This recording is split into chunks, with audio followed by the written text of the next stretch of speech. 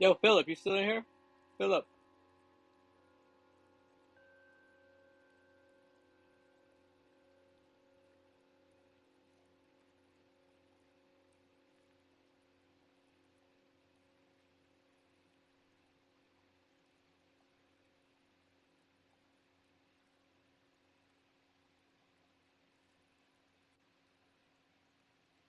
Philip, Philip.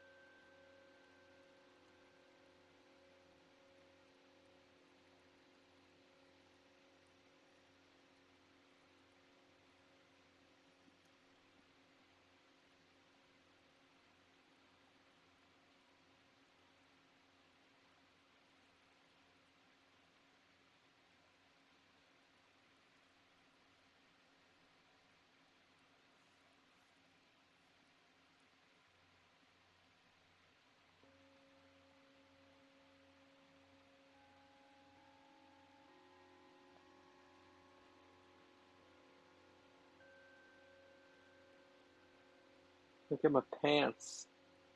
My pants are coming through my jacket. That's because I have powerful gluteus maximus.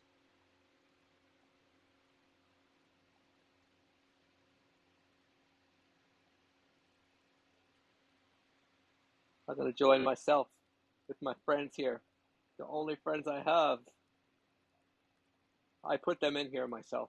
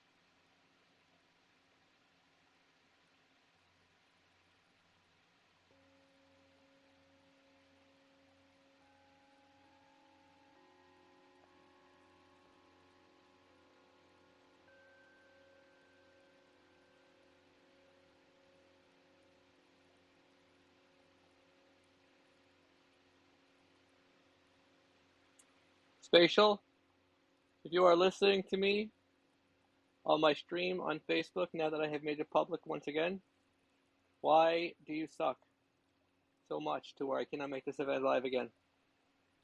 I understand you have other things to figure out, but the most common thing I think that most people would want is the ability to make their space live. And if a bunch of people exit, or if you lose power for some reason and have to re-enter, the ability to make it live once again and not have to wait 24 hours like I am waiting right now. Look how aggravated I am. Look how aggravated I am. Does this tell you how aggravated I am? Hold on, let me zoom in a little bit. This is how aggravated I am. This is how aggravated. Look at my eyes. Look at my eyes. This is how aggravated I am. This is how aggravated I am. I'm trying to hit my head on the monitor. Come on, man. Get this shit together. Seriously. You have a good platform? Except these minor things make it really suck. Completely suck. So try to get your shit together. Please. Thank you. Now I'll just stand here that my event is no longer live and no one can see it on the event page. or the main website. I will also shout out the rest of the people for virtual conversations for content creators. Where are you? Get your butts in here. You all complained that you were sad you lost alt space. I made flying work in here. We have the meetup. We can still talk about creativity. We can still help other people get something, maybe even a job doing something creative, but I can't do this without you. So get your butts in here, please. I will even let you be this goat, the lantern girl, or Cortez the cat over there. And Cortez the cat is very mean. Actually, he loves you, but he loves you by shedding blood.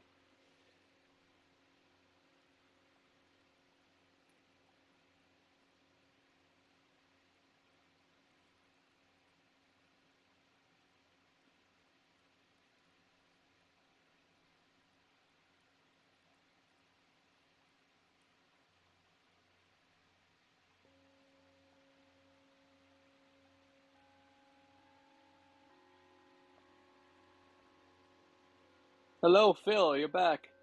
I didn't get you in time. Unfortunately, since we both left, the event's no longer live. Sad face. But it could still be used.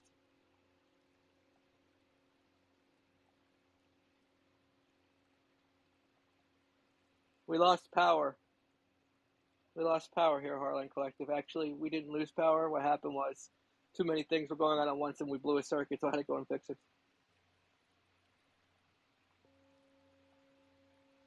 You almost look like Paul Muad'Dib. Is that who you are, Phil? Paul Muad'Dib. Paul Muad'Dib.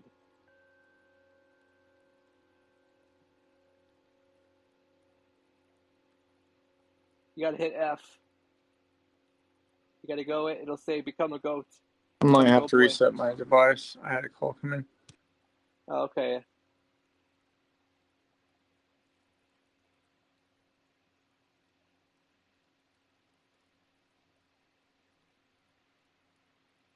Yeah, I lost power.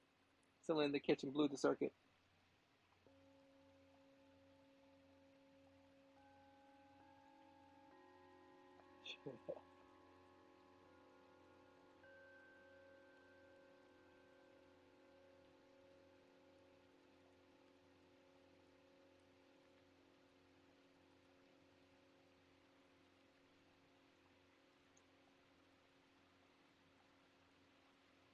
Let's see, Garnet. We're gonna get Garnet to get in here. Where's Garnet? I messaged him. Maybe he's busy.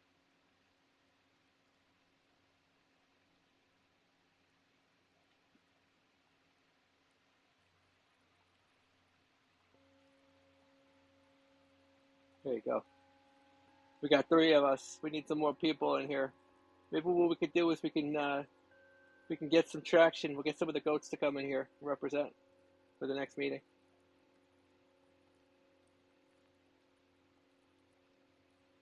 You lost Wild. What's up, dude? Go over to the big goat in the T pose, and it'll say become goat boy. Hit F.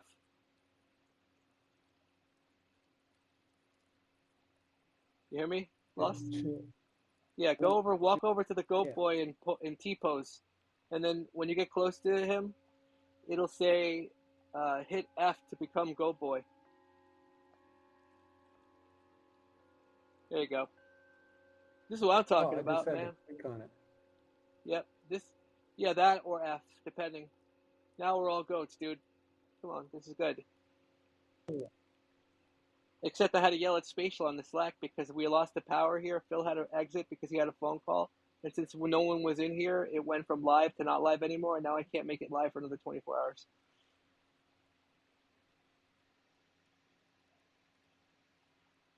Freaky. Isn't this good, though? Look at this, dude. This is good, man. Yeah. We should have a party. Let's have a goat party. You should invite all the goats and we can do this. We could all just be the same goat. I don't know if it'd be weird or what.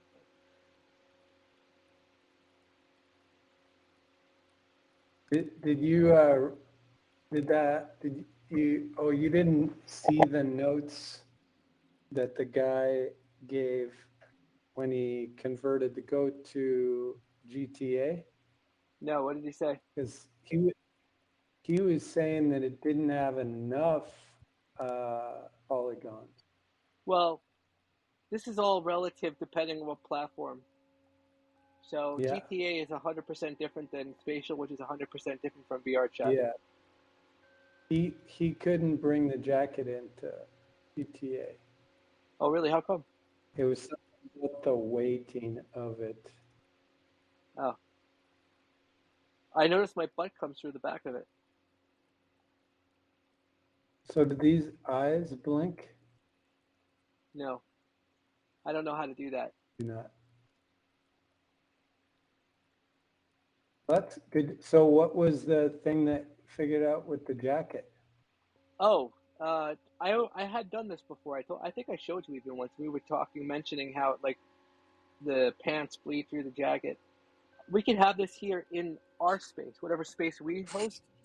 It's just we can't have it in any space that's universal in the rest of Spatial with all of this stuff until it's optimized.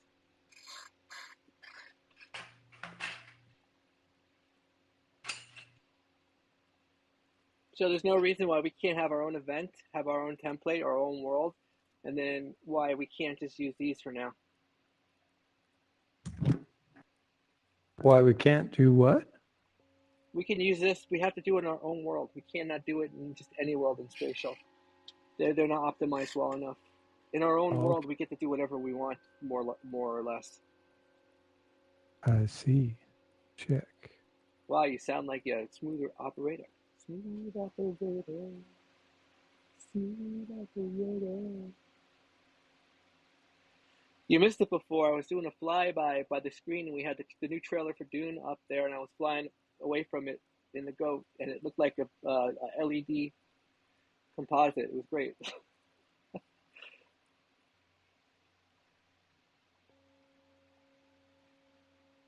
The goats. So, while we're here, we can now talk about what we said about that thing you sent me from the LiDAR scan you did. Oh yeah, the Who thing that boots. yeah. So I was able to get the geometry faces down to 69,000 almost instantly by doing limited dissolve, and it basically removes anything unnecessary. And then you could do something like a decimate geometry, and what it does is it makes it more faceted or blocky-like. That's how you reduce poly count. You could do it manually by kind of looking at it and sort of combining faces. Or what you could do is you could do something called disseminate geometry, and it does it by percentage across the whole thing. But you start losing the shape.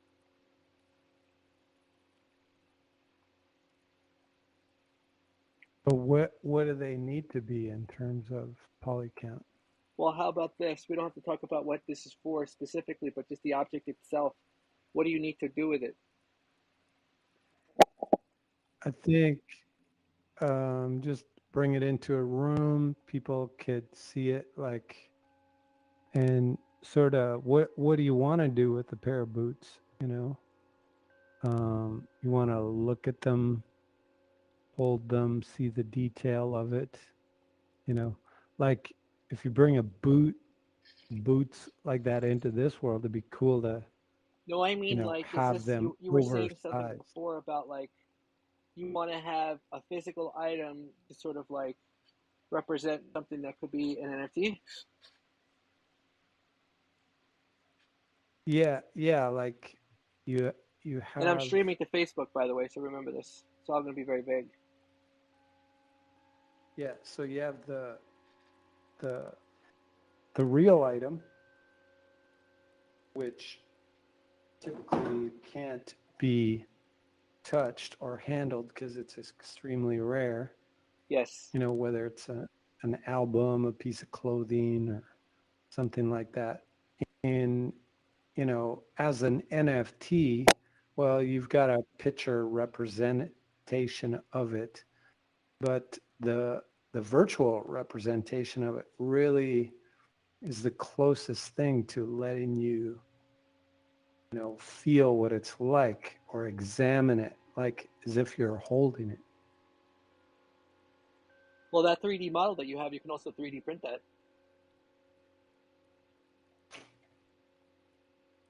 Yeah, you could do that. That might be That would interesting, be one Don. option. Well, when like in my app, the Polycam app, Uh-huh. you can just display it as an augmented reality piece. Right. So if I pointed at the table, I can size them to whatever size, and then anyone can sort of look around them, Yeah. as if they're looking at the real object on the table. So you said you were going to get rid of the plate that they were standing on top of? Yeah, like that should all be erased. But really, I've found out afterwards that I didn't. There's two modes Polycam uses: the lidar scanner, and then the picture. It uses picture images to create a model. Mm-hmm. For small, intricate designs, the pictures are a better way to scan Oh, yeah, than the probably. lidar. So I got a Yeah. question. Were they attached to that plate? No, Oh, I originally put them on the plate because that's a turntable that can sort of move. ah, So I was gonna do the thing in picture mode, and I gotcha. put it in the wrong mode when I scanned it with lidar. Because in picture mode, you can say stand them up like with the soles of the boots on the ground like that. Um, you can photograph all around, and then you can lay the boots down and take pictures of the bottom of the boots. Well, I was You know, having a thought on so how an easier way to do that. All you would need to do is just put them in like stands and then turn them upside down and then scan the whole thing at once. yeah, yeah, Because if you did that, you could easily erase stuff. But kind of the hard part, I guess, to erase parts of the model is you have to take a lot of time and do it nicely. Otherwise, it won't look that good. yeah. No, they should be rescanned. And actually, I shouldn't have done them as two boots together because they're casting shadows on each other. That's Um, okay. I mean, it looks cool. I don't remember if one I it saw the should have shadows. been one at a time, because then you can get your camera all the way around it too. Yeah, that's true. You're right. There's definitely a way you could set that up to photograph as a photographer that you could have probably got a better image for the future. Definitely, you're right.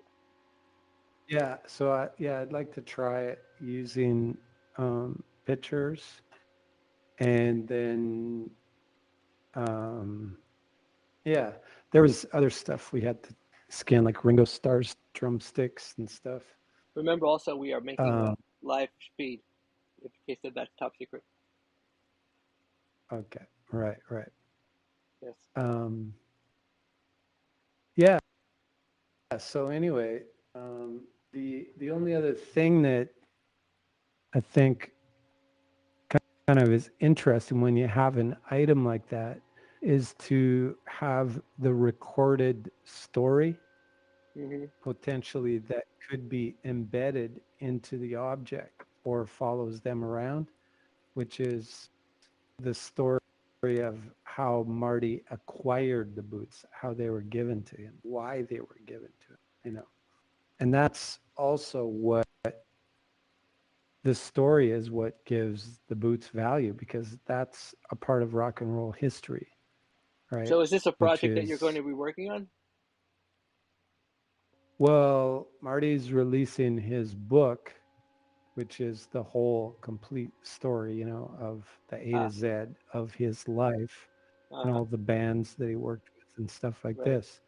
So my like he doesn't my thoughts were that as the book gets released, there should be a virtual kind of gallery Mm, that where treasures, all the collectibles like this can be put right. inside of that virtual museum for people to become an experience. Well, that would probably be a good idea. You know, Complete virtual space, and then NFTs for them, and then we can actually tie the NFTs to the virtual objects. Yeah, exactly. And there's just so many things. Like you saw the photo of the backstage passes, right? Yeah. So each one of those backstage passes is a rarity, and could sort of like you come up with, oh, what is model? Are these going to be a one of one, or maybe there's 20 of each item in the collection, and the idea that if you have one of those, that gets you access to certain areas in the virtual world that you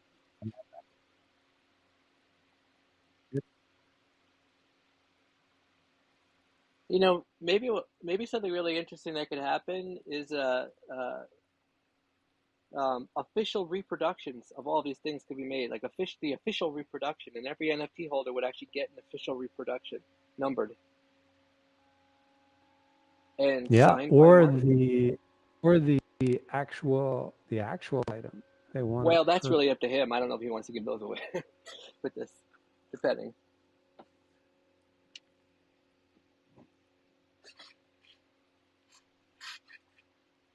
Yeah. I mean, I think if you sold an NFT for like 20 grand, came with that, that'd be pretty fantastic. Yeah, it comes with the actual where people are buying collectibles. Like these guys are talking about, I don't know if you know who Wayne Gretzky is, but yes, yeah, you should. Hey, he plays for the Los Angeles Kings, right? But they've got football, right? He's a football player. These, He's a football player, right? No, I'm kidding.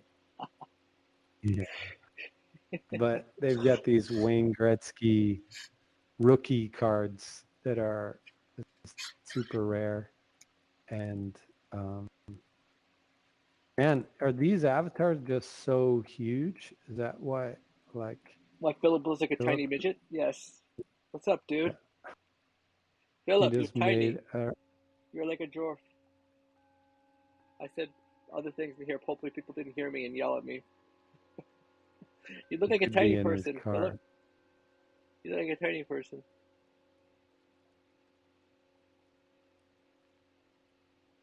These avatars are like 7.5 feet tall.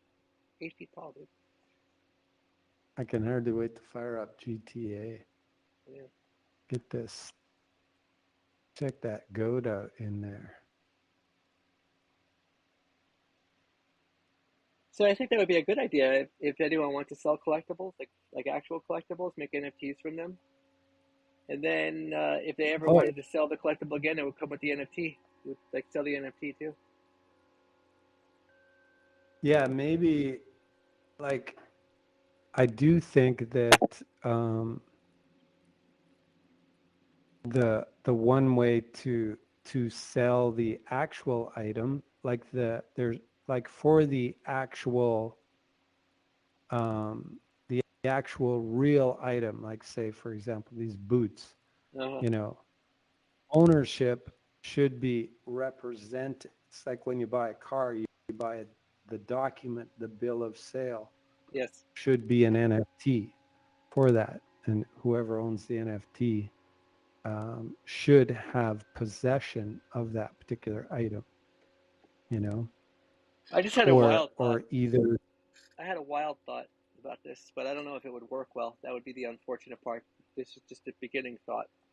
What if each one of the items had 1,000 NFTs associated with them, and randomly one algorithmically became you got the actual item?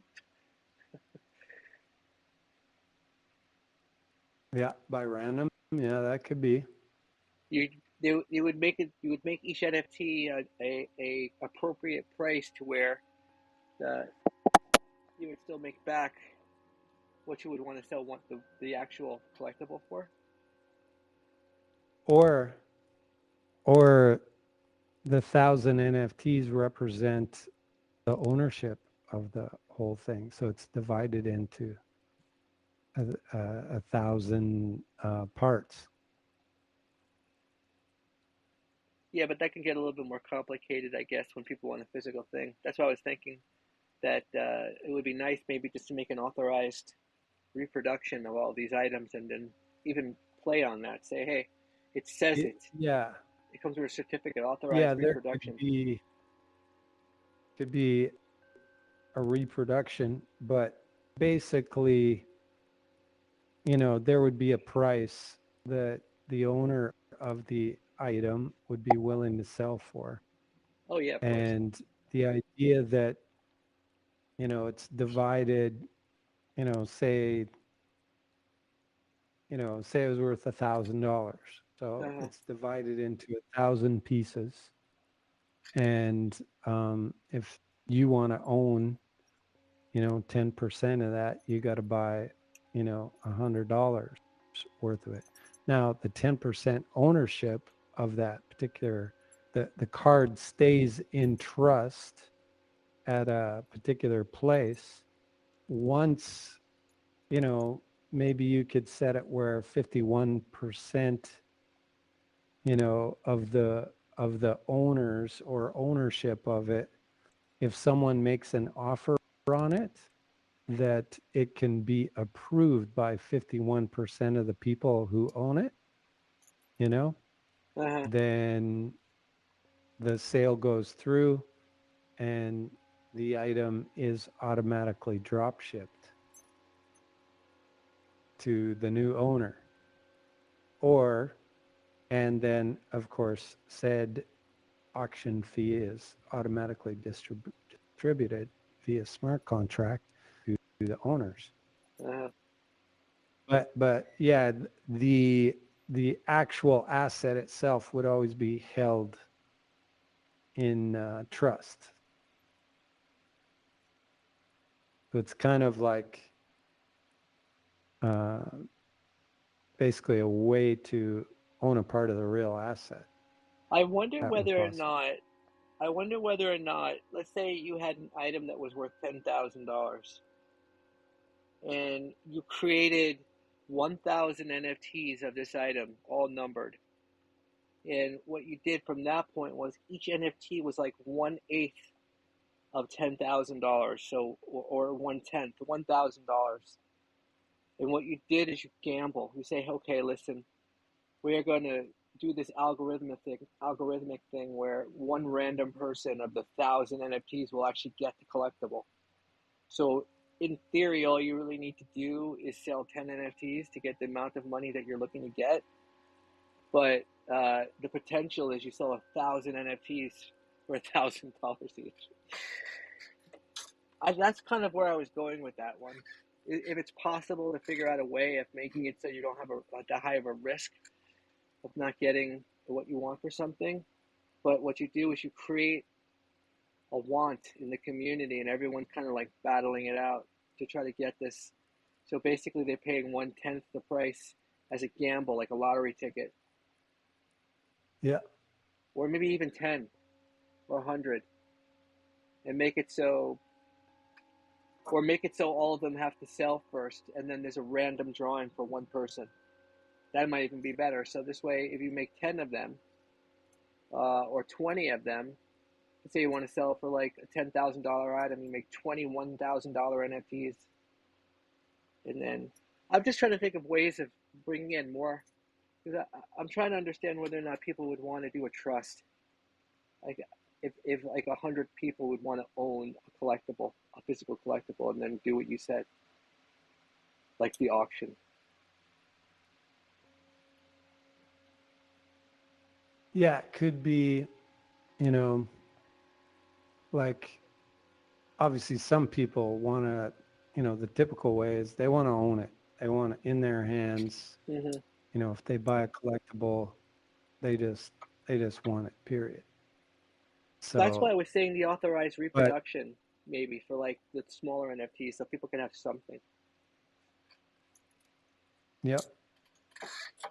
Yeah, I mean that's a question for the collectors, right? For the people who are buying, you know, a lot of times with NFTs, you know, your people were buying NFTs for the utility, but they also had the, you know, the hope their NFT is going to be worth more. They're buying it as an investment as well. You know, it could be another interesting thing. You know how each of the goats has an accessory or an attribute, either like some kind of weird piece of, some kind of cool piece of jewelry or something. I'm wondering whether or not if a piece of jewelry could be the commonality. Does every single one of them have a piece of jewelry? Like a necklace? Every one of them has a necklace, right? Yeah. It would be interesting. Well, I got some goats. Let's say it again, Bill. Oh, what you saying? I got a quick idea. So what if like somebody say like you know, they wanted an item, so like you were talking about a watch or just, you know, anything else, but yet you know, like they're also adding, you know, like some kind of, you know, money towards their NFT they own at the same time, so that way the NFT is worth more. I don't know how that would work. I'm still kind of working that out in my head. A derivative. So basically, you drink a special potion, and now all of a sudden, the watch comes to you delivered to your house. Yeah, there you go. But it'd be cool because one of the How you things we're talking about here is doing NFTs and creating sculptures of what the NFTs are along with them. So a full-on sculpture of it.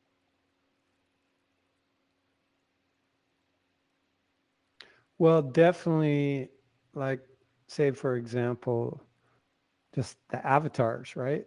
So you've got your goat, it comes with an avatar. The idea should be when you sell the goat, you lose access to that avatar. Oh yeah, definitely And that. that's where it kind of gets a bit tricky, because right now, well, at least kind of in the manual way, when you get your avatar, you've got access to the Blender file. Well, not here. I'm pretty sure I heard one of the people who are Spatial, one of the Spatians say something that they're going to be doing one-off avatar NFTs in here. Yeah, that's So cool. what would have to happen is like all the images of all the goats live on a server somewhere, right? And then it's indexed that way. So basically the same thing would happen with the avatar itself. The avatar would live in a server somewhere.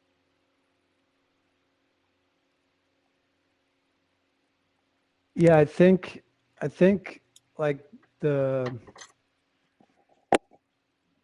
you know, the old fashioned, like your business model, whatever it is that you're selling, you know, in these case collectibles,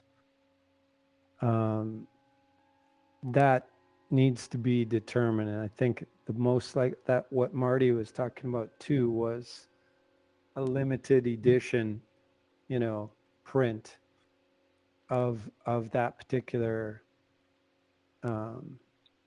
you know, poster or whatever.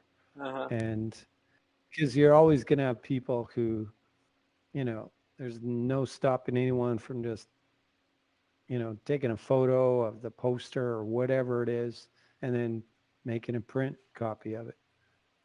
Yeah, and then but sending the non-original. I get it. yeah, Well, but if he makes a the book, he could idea sign it. He could is sign it, and then what, he you could know, sign it, the certificate.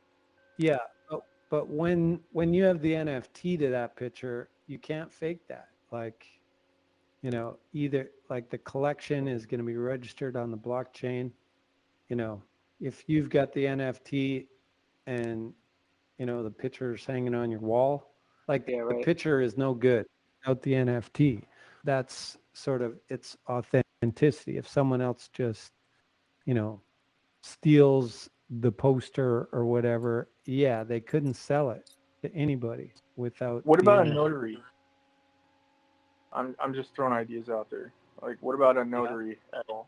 You know what I mean? Well, I guess the With the idea is photo. really to make the photo valid by having an NFT and making NFTs more adoptable. So basically, the NFT Okay, I is the guess. notary. I think that's really what Garnet is saying, right? Yeah. Okay. Yeah, because like big deal if you have a picture of a bored ape, you know, no one's gonna buy it. Or you can fake that you have it. You can put the picture up in your living room, but when someone says, "Oh wow, you own that?" Like, yeah, you go look it up on the blockchain, you see it's not even in his wallet. And he's a liar. What do you do if somebody So, sells the NFT? well, no one can sell the NFT but you. No, I understand that. What I'm saying, what do I do? What happens if I sell the NFT? Does some Yeah. does the person I sell it to Well, get another piece of art? you could, yeah, I mean, they could either, you know, if it was burned down or lost or something, or you refuse to let it go,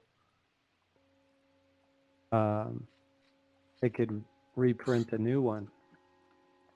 See, this is why I was They thinking would have, if they would someone have has an permission. NFT and gets this collectible from the NFT, and then someone sells the NFT, and then to somebody Yeah. else, maybe a derivative of that print could be created. So it could be like instead of 1 of 1,000, it could be a Yeah. different number series. So it's Yeah. the other person can Yeah. keep I their mean, it's print. kind of like if you bought a software license and for whatever reason you lose your install disk, usually they just send you a new copy, right? Well, I don't even mean Yeah. that. I'm So just saying like for someone else to still keep their piece of art that they want to print, and for someone else to buy the NFT from them, maybe a new derivative of the print could be sent out that's different and special. yeah, maybe it's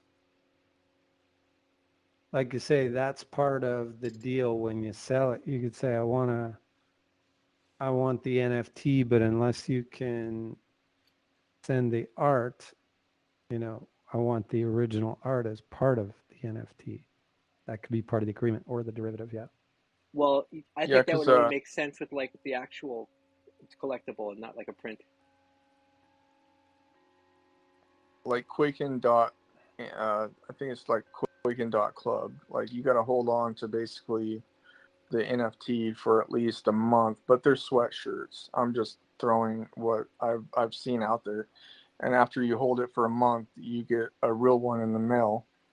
You know, and then anyways, that's how that one goes. But if you want other sweatshirts, you know, you have to pay $100 for the other ones.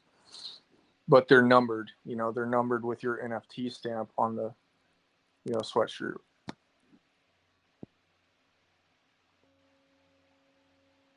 There's definitely art to think about. I'll tell you that.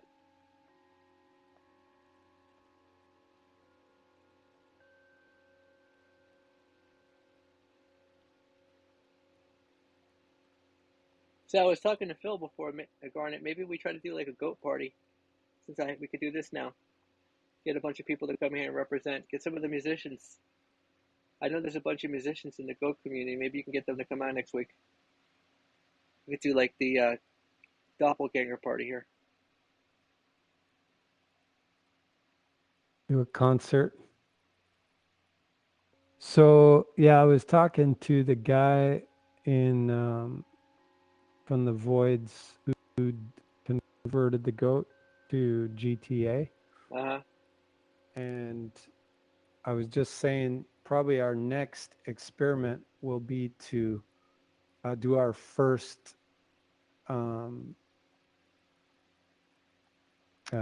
I don't know, trait upgrade.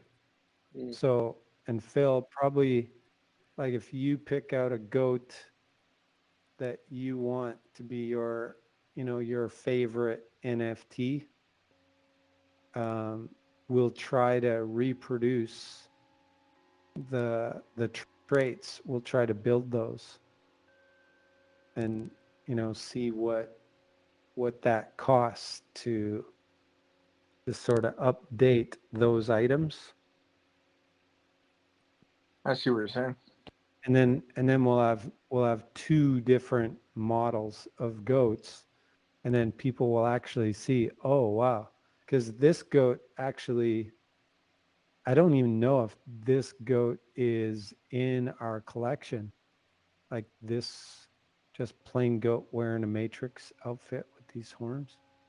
I'd like to understand, like, and I'll say it because it's part of spatial, in an area, you got a backpack, and of course you can hold something in your backpack. I wonder if that backpack, inclines with items that you could put on your, goat right now. I'm not saying it does. I'm going to look into it, of course. And then you also have a store, and you can shop from the creator. So that's something that you can kind of pull into a world, for an idea at least. Apparently, you could do all of that. And one of the things about each of these items is each one's got a unique SKU number. So the people who create them, they get this like 20 digit long SKU number, and they attach it to the item. That's how they upload it. So it's in a server somewhere. So technically, all this stuff lives in spatial. But then somehow you can actually integrate it with metadata from the NFT to connect it to the NFT to the MetaMask wallet. So there Oh, is okay, a I way to get do it. that. There is definitely a way to do this. They're doing wearables. They're doing all sorts of body attachments. Let's take a look at the SDK right now. And they're attaching the ability to do it by coins. They have coins in here, which is just a monetary system inside of Spatial, just for fun. You can buy it for a certain amount of coins. I don't know if people are actually translating that to actual money, but there's a few things like that you could do. So really, it's about do you trust where these things are going to live in the server? So if it's associated with an NFT, there's a high security there. I'm just wondering how they're gonna deal with that.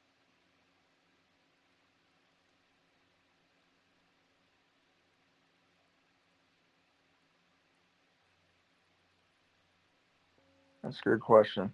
I have to look some things up. They have something called avatar attachments, and it says firearms, melee weapons, shields, backpacks, skates, rollerblades, skateboards, jetpacks, wings. I'm guessing all these things are like wearables, but there's got to be there's got to be a way to do wearables in here, and it could be an NFT because I know Ready Player Me is doing this kind of stuff. Yeah, Ready Player Me and Spatial are supposed to be kind of collaborating together, because Yeah, that's what I heard when I was in Miami. There, I met one of the representatives of not Spatial, but the Ready Player Me. He said, yeah, they were getting ready to do some big updates here pretty soon. I would think that for someone to connect with, like let's say we were to connect with someone, it would probably make sense for us to connect with Ready Player Me versus Spatial. Because Ready Player Me is also available in VR Chat and all the other platforms that it's available on. So if we could do a one-off NFT and wearable thing in Ready Player Me, that means someone would be able to then own it through there. But the thing is, I don't know whether or not they're doing anything with blockchain. I think they were Well, going to. there was they sold land through this other project I was involved in. Anyways, that was part of Facebook. But anyways, there was a way that where I got a discount on two land, two forms of land that you can build on. I'm willing to donate those for goat and just experimental properties, just so we can mess around with it, see how it operates. Well, one of the things we're playing around with here is the idea of a fractal ownership program, where if you buy, let's say, an NFT, maybe you actually own part of the land out here. Who knows? The membership model for Heartland Collective, if you pay, I think $7,000 for this membership, what you do is not only do you get an NFT for it, but you also get 1 week every single year. You can come here for the rest of your life and stay in a glamping tent. That's a good idea. And then, of course, they're doing fractal ownership programs on a larger scale where people are dropping down like 100 grand, 200 grand.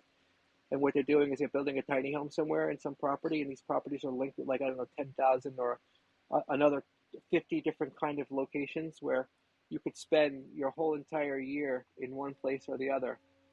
You own one, and the other ones then are part of that you have access to.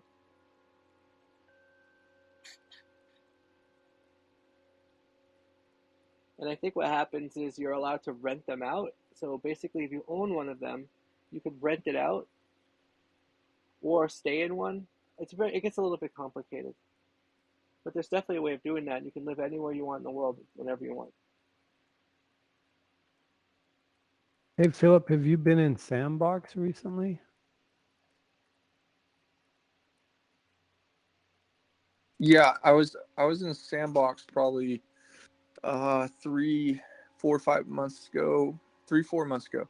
Anyways, I'm trying to just figure out like how they operate too. And they were, I had to buy a pass to be able to go inside where they were doing like Biggie and Snoop Dogg and all these other places. And then anyways, and then I went into this Bunny World and other places just to kind of check it out and see kind of what they were doing. And they had loot boxes, or you had to collect certain amount of things to be able to get something. You could also pay for things. You can even pay for even Bored Apes or NFTs that were on display. There was all kinds of different things. I'd like to go back in there again on my computer and check it out, see if how far they've upgraded that area. It was it was one of the record companies. I'd have to look at my NFT collection. So they've got their different plots for sale. Like I'm looking here, looks like they're some for half an ETH or something like that. 2 ETH, half an ETH. Yeah, I would go for the lower ones because like you're still getting a plot.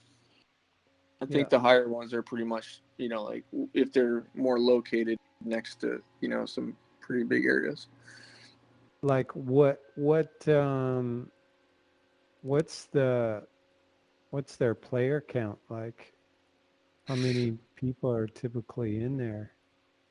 There is a good in the world that I went, and I'm wanting off the top of my head to say something to do with Warner Brothers or something, but I could be they wrong. got a big Anyways, space. I'm just looking at the map here.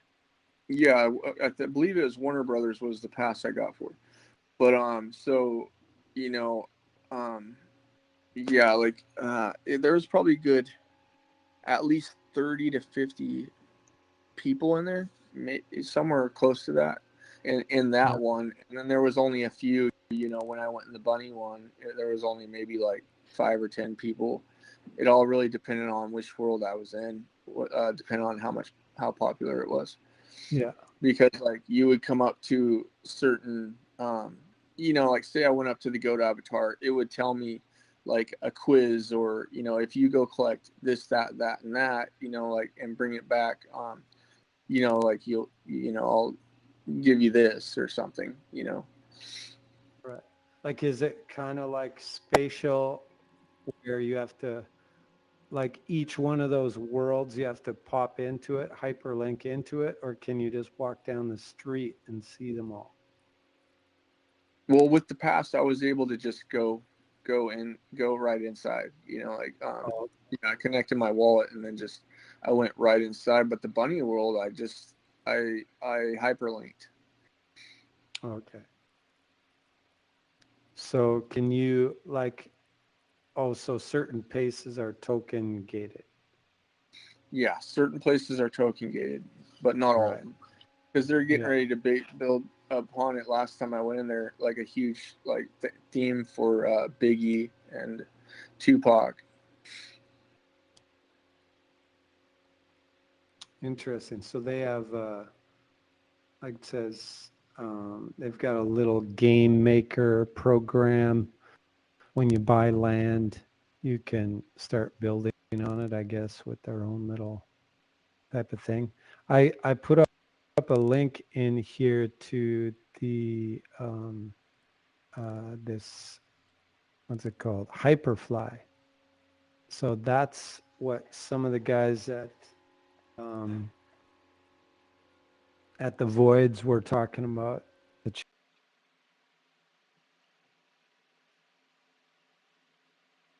Uh-oh, folks, I just lost connection. Stand by.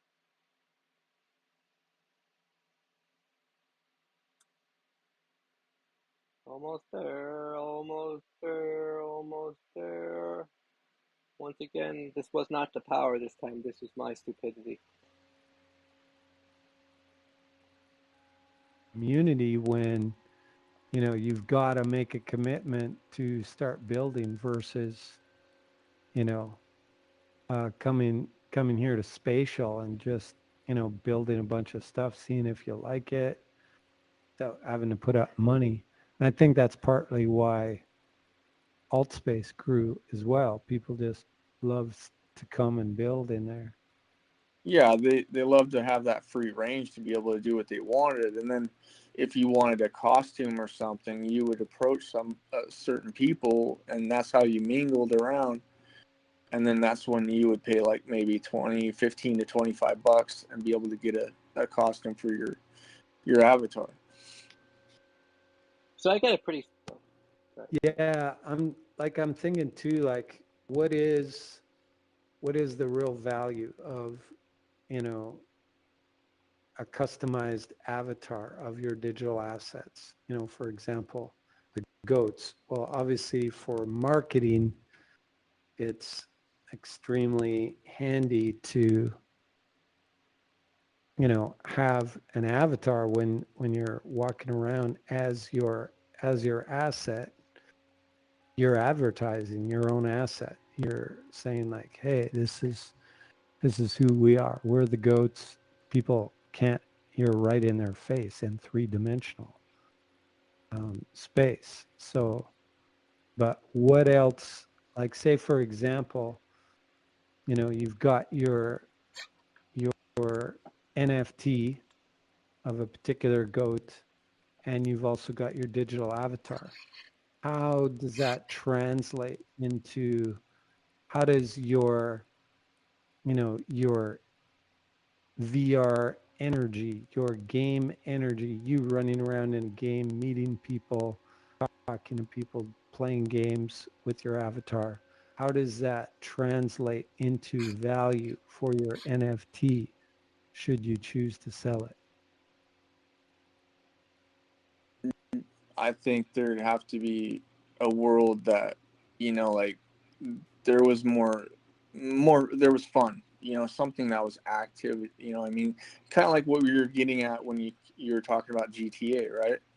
Yeah. You know, if there was some kind of, you know, action going on and stuff like that, that adds value because people love to play around. They love to be able to have that freedom of, you know, I mean, joyriding a car, or, you know what I'm saying, whatever it may be, you know. And I think that's the value, is when it's important to be able to do something more than just stand around and dance with your avatar, you know.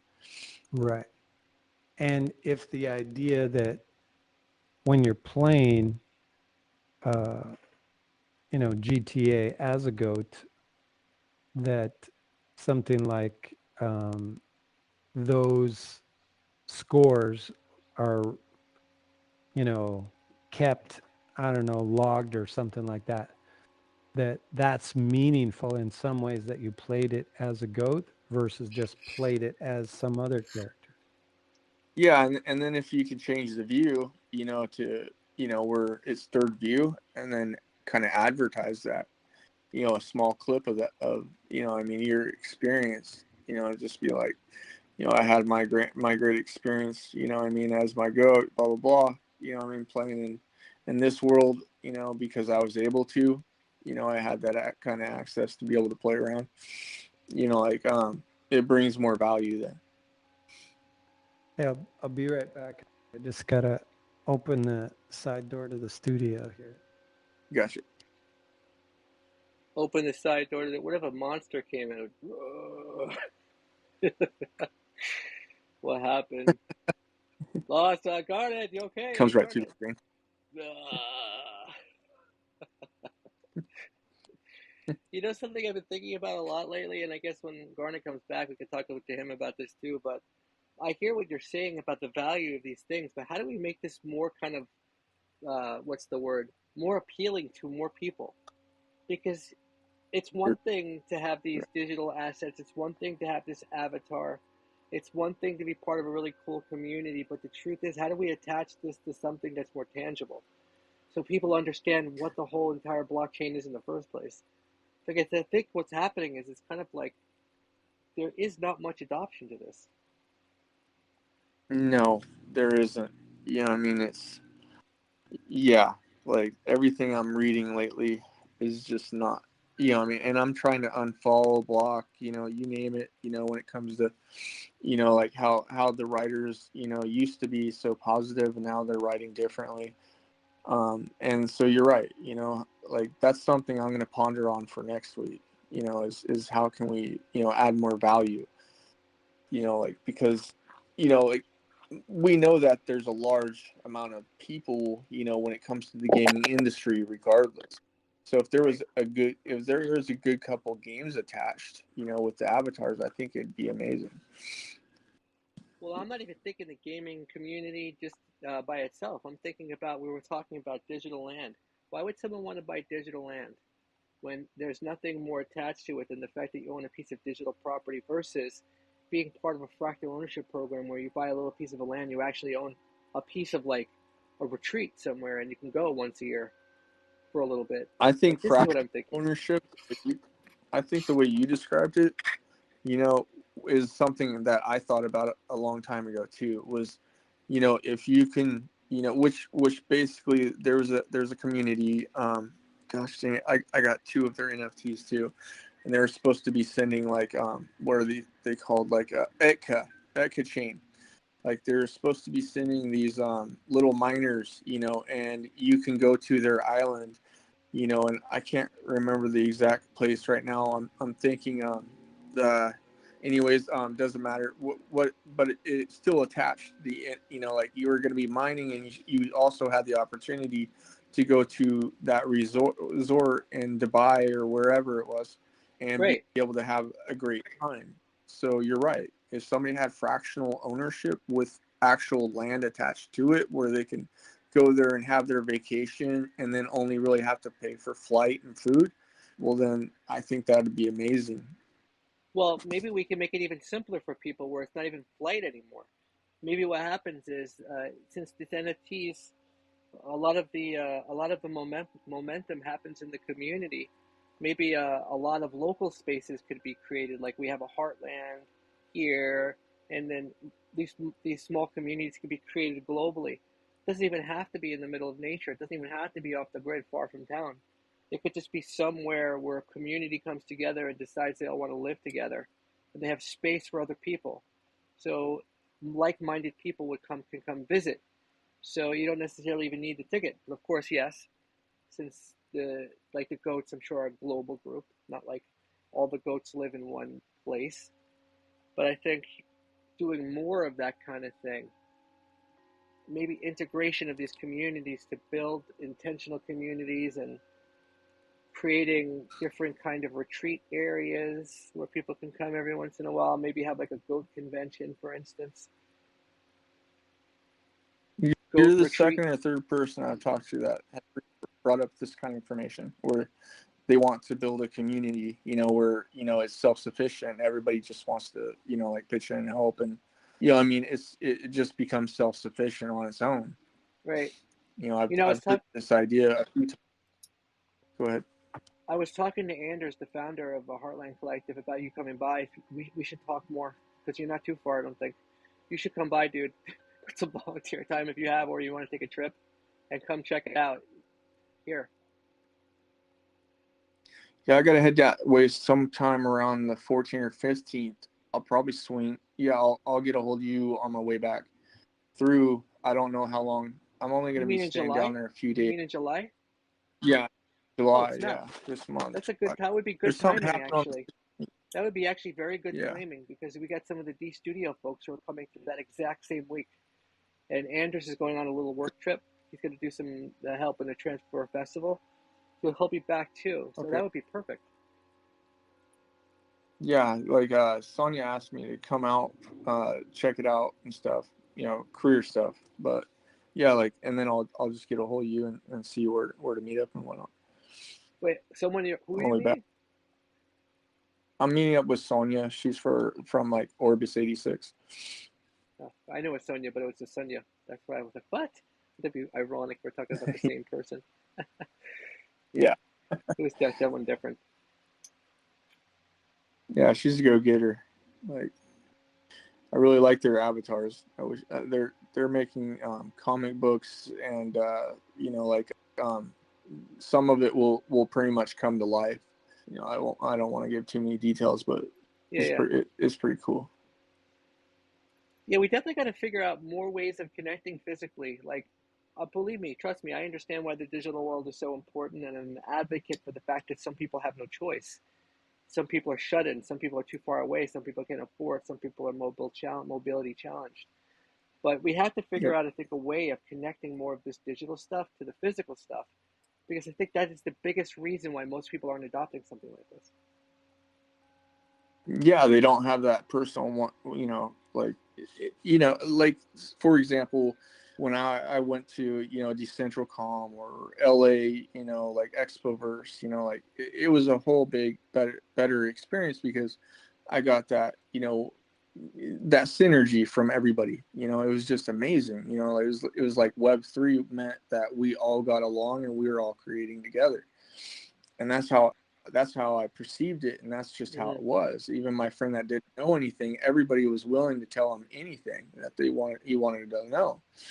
So just seeing that in person was great. So if we can take that experience and, like you said, bring it together as a whole, then like that's the connection that's missing. You know what would be interesting too? Depending on how many of these communities, how many people are in there in total. Let's say there's 400 to 1,000 people. They don't even have to have a centrally located area in one place. There could be several locations. It could be like the Goats Clubhouse, and it could be a small property, maybe a few acres, where Yep.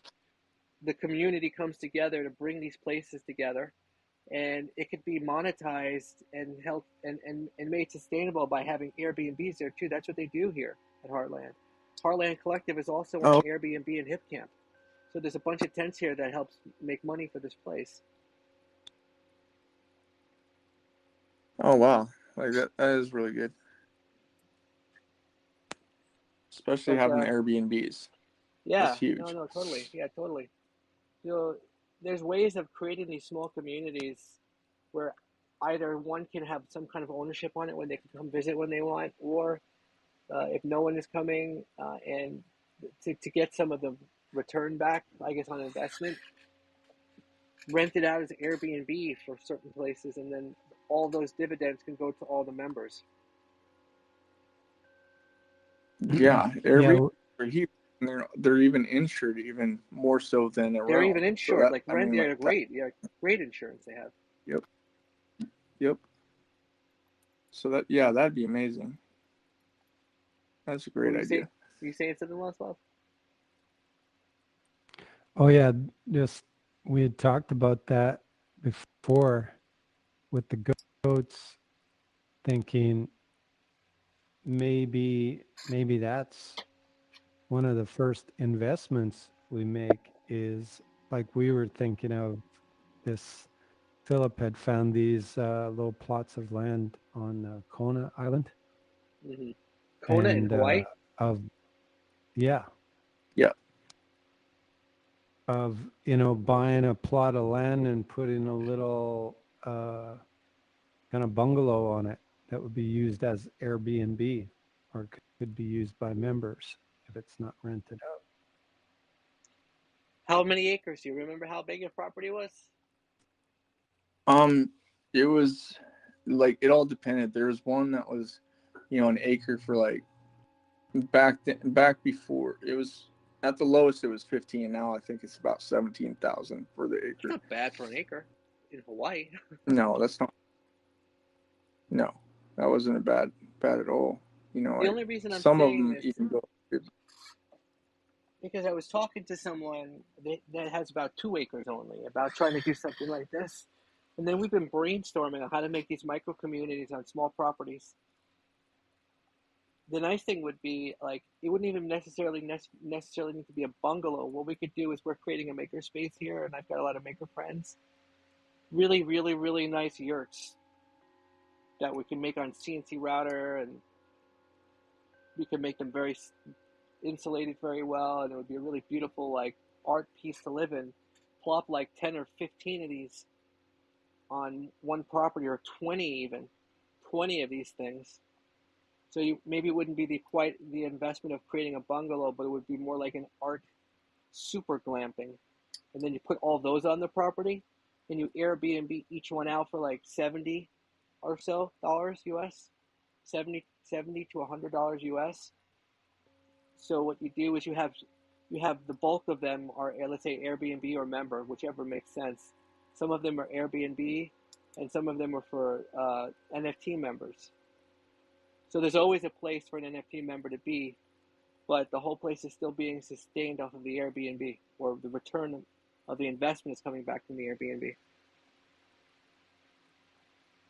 That's what's needed, I think. That way, like, you know, it generates the revenue that's needed, you know, and there's consistency. Right.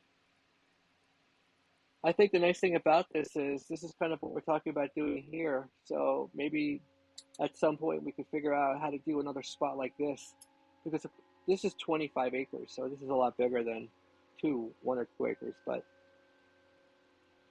I think it's important to be able to do this kind of thing everywhere, regardless of how much land you have. No, exactly. That way, like, you know, it didn't matter where you're at, there's still a place. Yeah. One of the things that's amazing here is we have a new person who's going to be here for at least one season, hopefully more. He's going to be leading the farm, and he's really knowledgeable about all the farm things. He's also a transformational festival kind of person, helping put festivals together, builder, and sort of just like general instigator. But I brought up the idea of, if you have a small property, instead of doing like flowers outside, make an edible garden. So each one of these properties can also sustain the people who live there with food.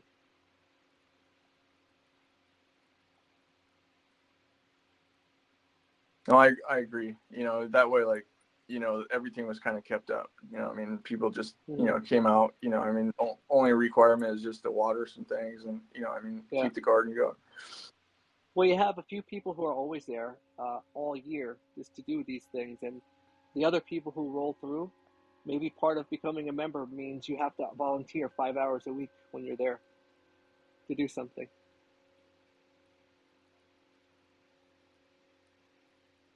I think that's a great idea.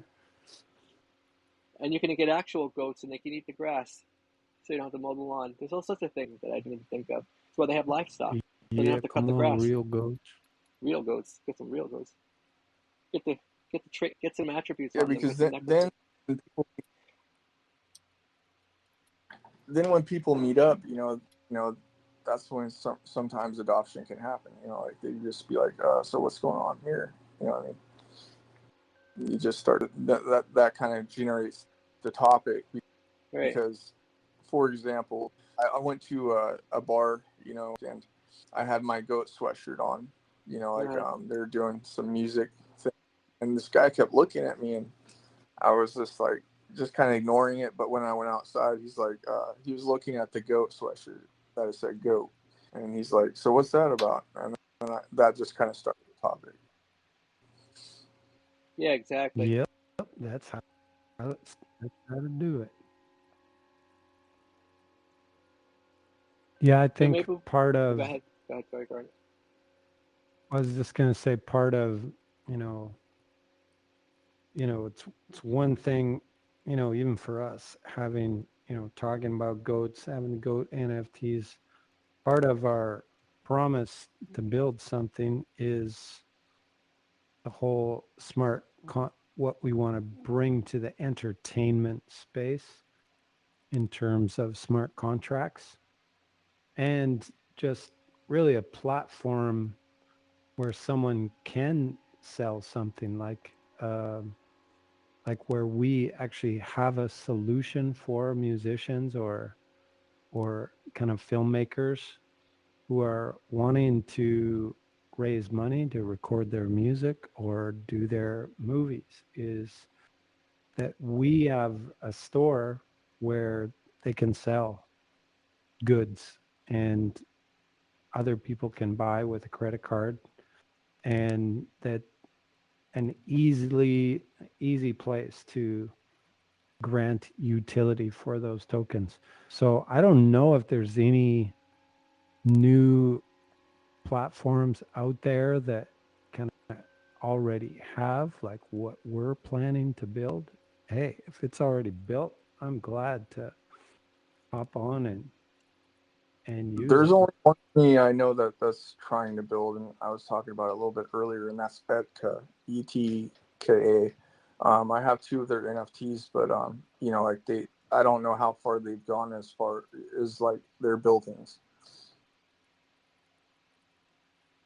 You know, and I believe that was in Dubai, but I could be wrong. You know, what I mean, they're always, yeah. Like I'll send you some stuff later on. Yeah, I know, because even like Jason's finishing editing his last movie called Life for Life. There was that was all financed independently by himself. But this next one, the Freakies, that's something where, you know, we're just wanting to do that Indiegogo or Kickstarter fundraiser kind of thing for. And it, like I say, it needs tokens. And part of the experimental thing here in Spatial is sort of, okay, let's say a guy buys a token, you know, for a film, which there are many different utilities.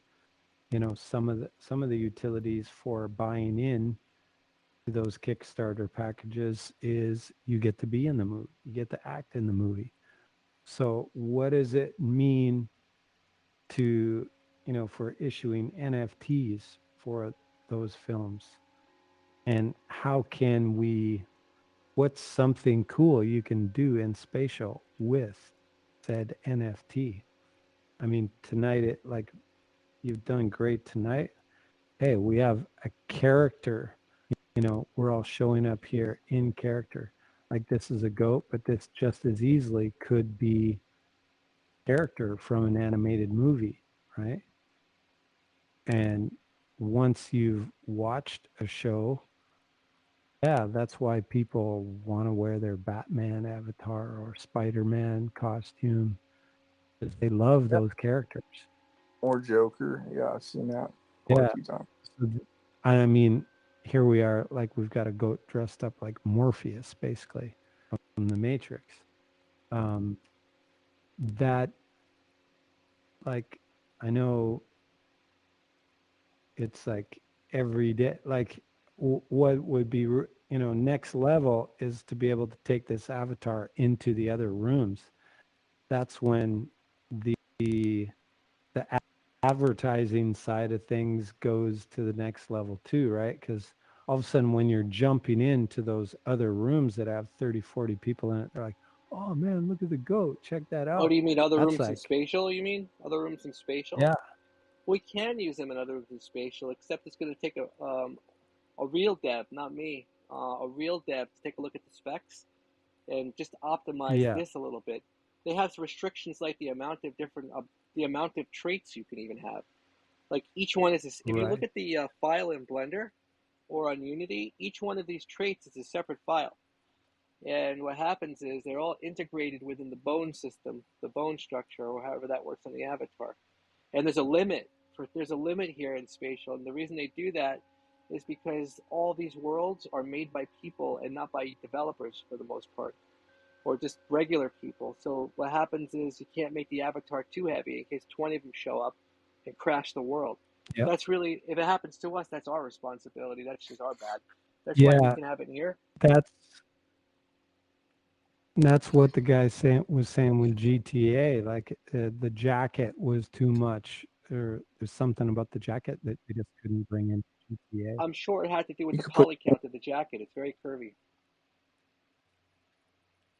Yeah, or something. But yeah. we can have this working, except what we have to do, I think, the best way to do something like this would be to do it to Ready Player Me. Because Ready Player Me at least has the ability to log on to all the different platforms. And I guess the only thing that would be needed was to actually have a conversation with Ready Player Me. Because they do have NFTs on there, except it's not quite. I was trying to. I don't think they're quite unique NFTs. I'm a little bit confused because Ready Player Me is doing stuff with NFTs, but I'm not exactly sure to what level. But they at least Yeah, got security. Yeah, I'm a little confused too. I'm gonna have to look up, on that land that I got 2 plots. I was gonna see like what else can be done really on there. I've seen people build, different areas and this and that, but I mean, you probably got to import, a certain file, of course. I had to completely repaint the weights on your model. Yeah, I wish I knew Yeah, what that's that means. that's what the guy said. Yeah. But like I say, this is sort of where we need to reach out like to those avatar developers who just know this stuff really well and just get them on our team, right? Well, because I think one win would be getting Ready Player Me. Like what do? We go to Ready Player Me and say, we want you to feature our GOAT model in your. Well, how about this? Maybe if you two could take a look to see what Ready Player Me is doing with NFTs, just to see if they're still doing it. I'll take a look too. And then one of the things that we could possibly do is just reach out to them, just directly reach out to them and say, hey, listen, we're doing NFTs. We would like to have them linked into the Ready Player Me. It has to be linked to a MetaMask or however it works. And then see how that goes. Yeah. Yeah, I agree. Because I mean, that's. Sorry, go ahead. I mean, the one guy who reached out to me. I'll show you the link. These Etern guys. Someone from this project reached out to me. He said, I'll just quote him.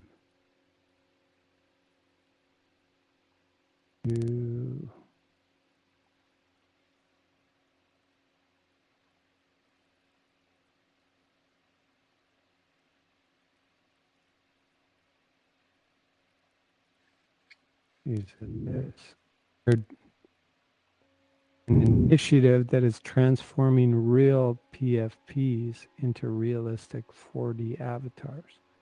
I would love to explore collaboration opportunities. Yeah, absolutely. But I haven't heard back from him. But he did, like say, you can, when I look at Etern Media, it's like they're doing a lot of stuff. I just probably need to listen in on some of their chats something too, something. when I see a comment like that, I kind of get afraid a little bit because I'm thinking, wow, people are going to make this so cool, no one would want to do anything else. And people are not going to be inspired to do anything else with their life. So what they'll do is they'll figure out some 9-to-5er they could just basically get by, so they could just run home and then jump into the virtual world and then forget about their sad life. Oh yeah, I see. This is eternmeta.com here. Share this with you. But you know what I'm saying, Garnet? I would rather us inspire people to do what they really want to do and try to figure out a way of gathering all these folks together so they could be supported to do what they want to do. So they don't have to get some job that they don't really like and basically just can't wait to get out of it, to go home just to escape in the digital world.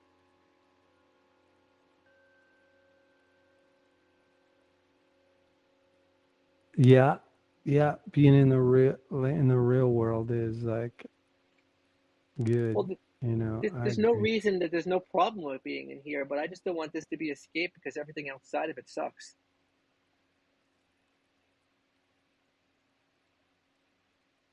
No, I mean, Not for yeah, everyone, and not it's, for us, or just maybe in general, but you know what I mean. yeah, no, I think it is. I mean, I get inspired by the real world. I like the idea of creating, bringing the experiences of what not everyone can experience in real life Yeah, exactly. to these places. You know, some things that are really special. Um, or like, you know, the other day I recorded my walk with LiDAR through the whole forest. Wow. And it's just the path, but it'll be interesting to, I mean, with AltSpace, it was a bit easier. Probably, maybe it'll be easy in NEOS to do that, where, you know, I can just import that asset easily. I don't, you know, I remember building a world here a while ago. I just remember it's so unintuitive, right?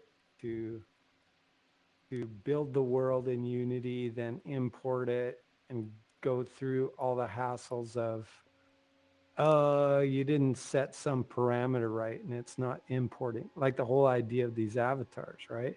Right. It becomes such a time suck trying to figure out how to get these assets working properly.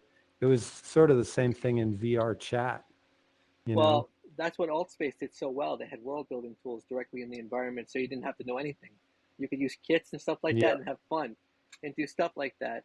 And then if you really got inspired, then you can crack open a copy of Unity and start developing. But let me tell you something, man. I understand what you're saying about Unity or even Unreal Engine making it more complicated, but this boils down to the biggest problem we have in the world right now, and it's the education system.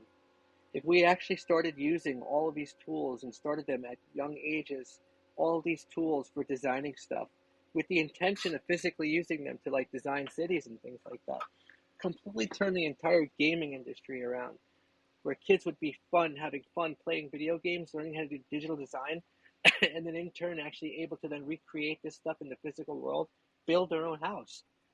Then we would have a whole different world. So I think in general, these games, the gaming community, because I guarantee you get most of the gaming community, you give a survey to them.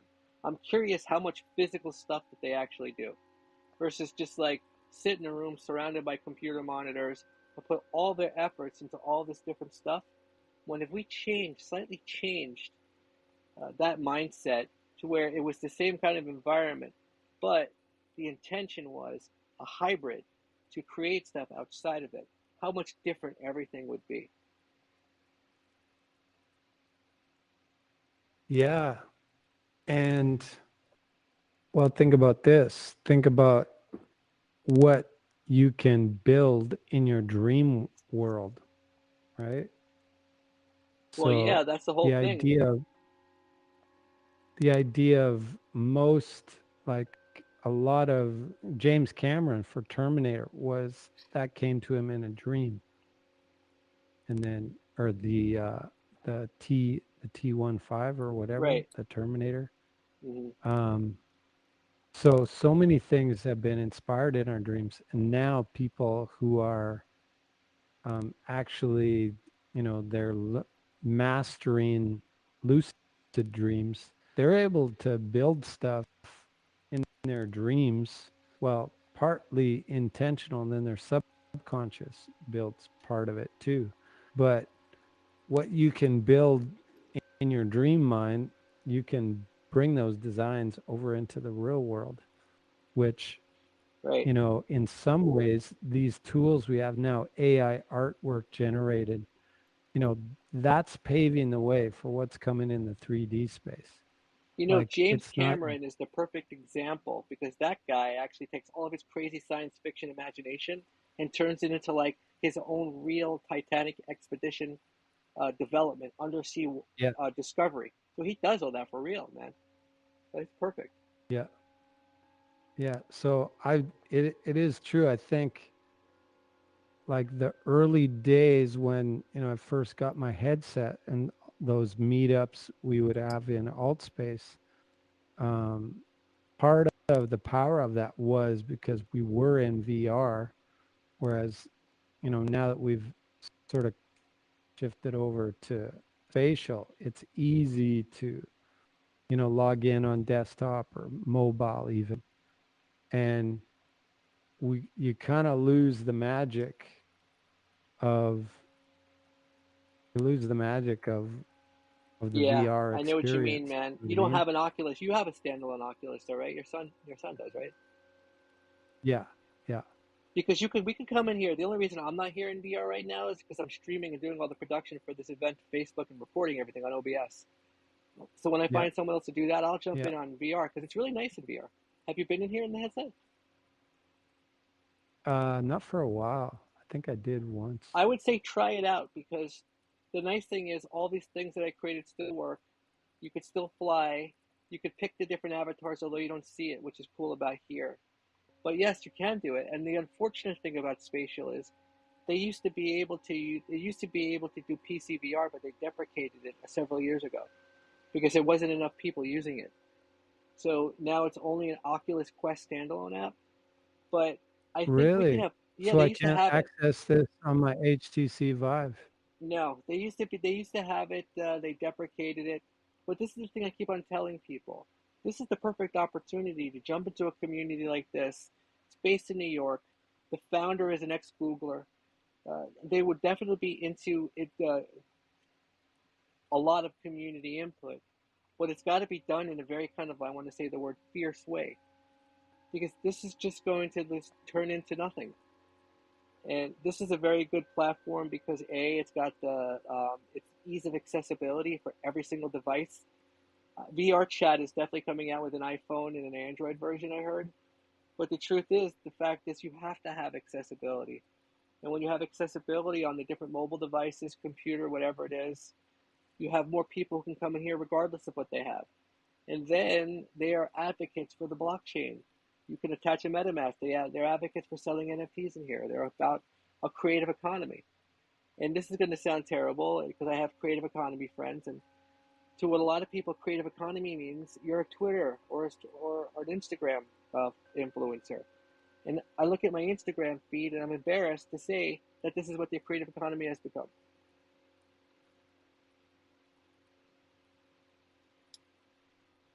So we definitely have a really good resource here. It's just trying to figure out, okay, how do we leverage it?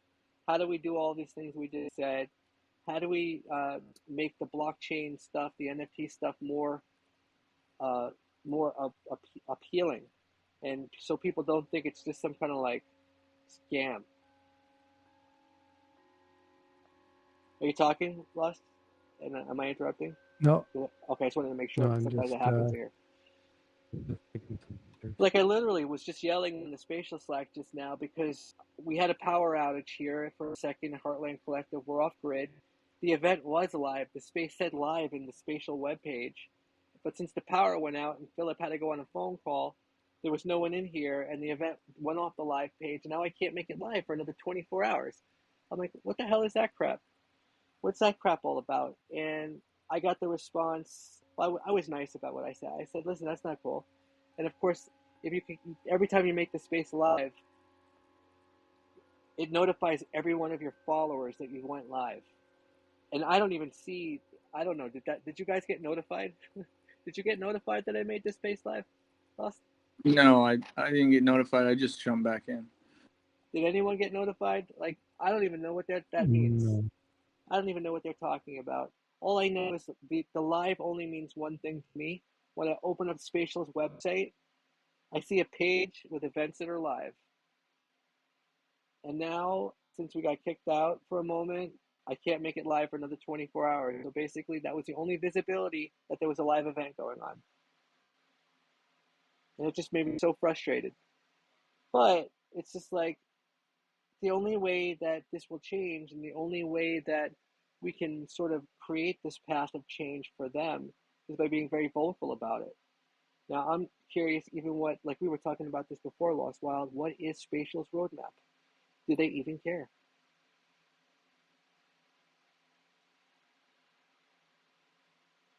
I do, because we host an event for the creative. That's true.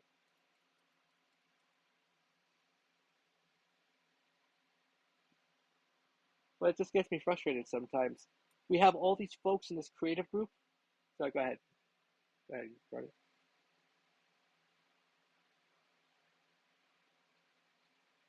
Yeah.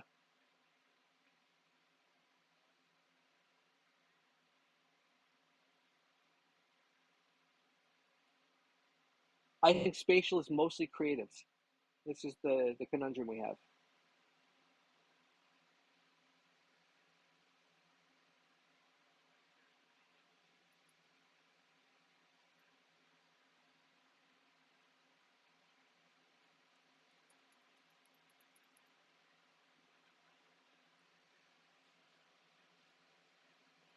I think the most impressive thing so far is people are selling NFTs in here.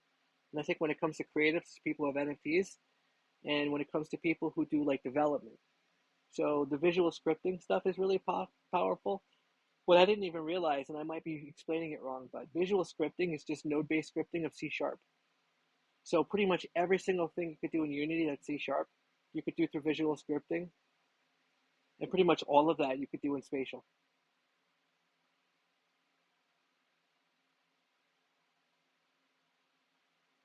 That's pretty impressive.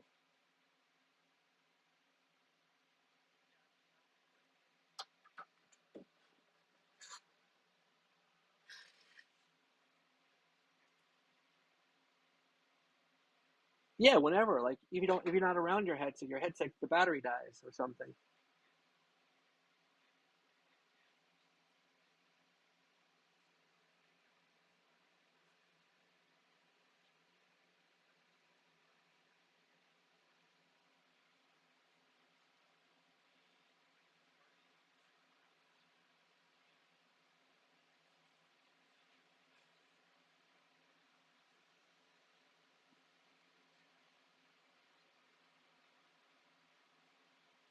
Well, how about this? Well, go ahead. Sorry, go ahead, Garnet. I was gonna interrupt, but go ahead. Sorry.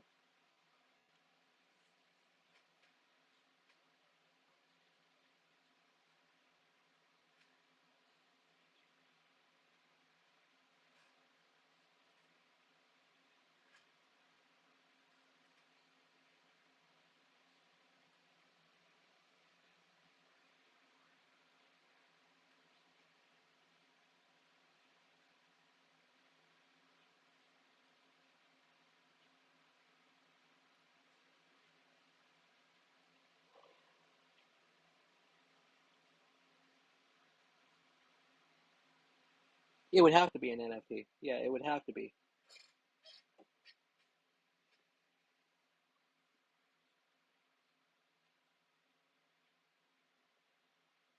Well, how about this? I will do my homework maybe and try to figure out whether or not these one-off NFT things that are gonna, like I said, were going to happen here, whether or not that's actually going to happen.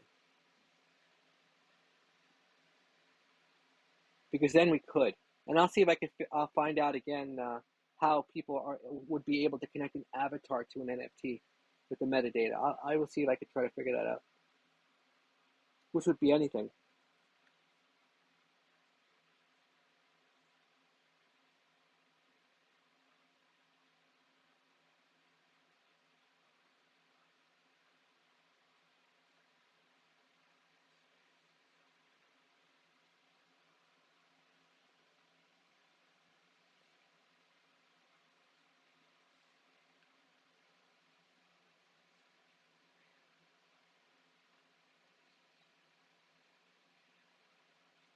Right.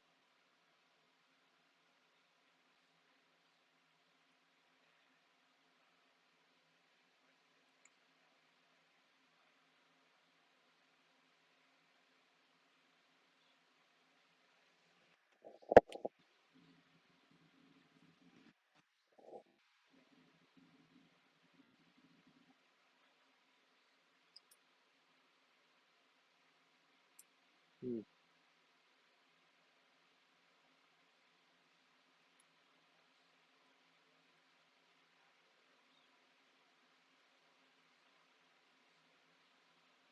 You mean like, let's say you get the Rolling Stones, be like, "Hey, everyone in Spatial, we're here," and they can pre-record that whole thing.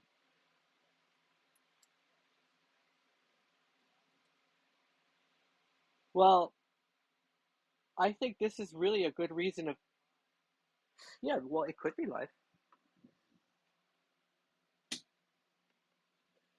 Well, this is definitely. I think we have a lot of use cases to present to Spatial to be like, "Hey, listen, there's all these things that we want to do that could really be bringing in potentially millions of dollars of revenue." One thing that could be really cool, what you were saying about with Marty about being able to give a digital gift. If Spatial became the platform that everyone really used because of the NFT stuff, then and if Spatial had a very secure server to where you could connect the NFT to it, then yes, you give someone a free gift in Spatial, and whenever they want to see it, they just come to Spatial to check it out.